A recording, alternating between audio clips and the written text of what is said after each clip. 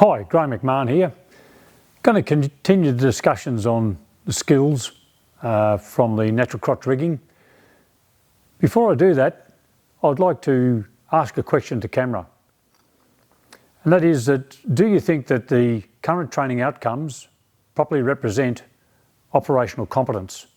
Or do you regard them as entry-level competence?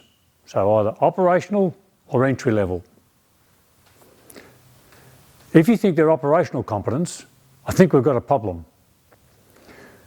It is not unfair to say that there's a big variation amongst training providers.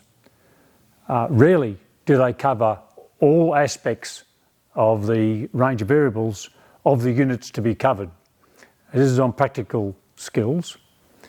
And so if they're not covering those, including the variations of each and the difficulty of range of difficulties, then of course they're not really covering everything in those units.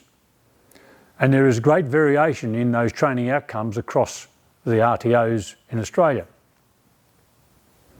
If, on the other hand, you believe they are entry-level competence, we also have a problem. The qualifications are the benchmark for letting contracts, your employment, being recognised as a competent person to do tender work, whatever. If you've only got entry-level competence, then it's not truly representing the competence being sought to do the work. The other issue that comes is that if we're accepting entry-level, how does a person gain the other parts of the skills, underpinning knowledge and practice required to become operationally competent? Well, I guess there's Google training, of course. A lot of people do it these days. Talk to your mates, can be good. It might be that you watch others doing observation.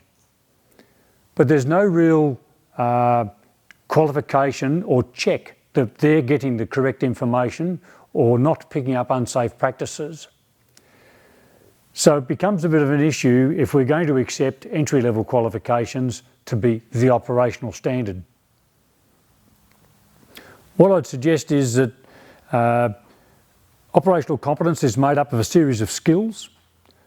Those skills are made up of building blocks, and it's those building blocks I'd like to focus on over the next few short DVDs, and that will give us some underpinning knowledge, some sound skills to look at, which can be built on.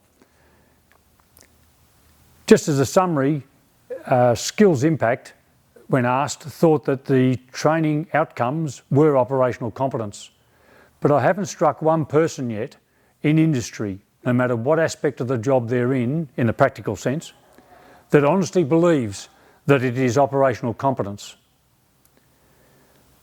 When I was in America last, in Minnesota, I saw some programs running from larger companies on the mentorship on how to get people up to operational competence. And I believe that was a good way of dealing with the gap between where they start from and declaring them competent for those practical skills. So, we'll get on with the building blocks.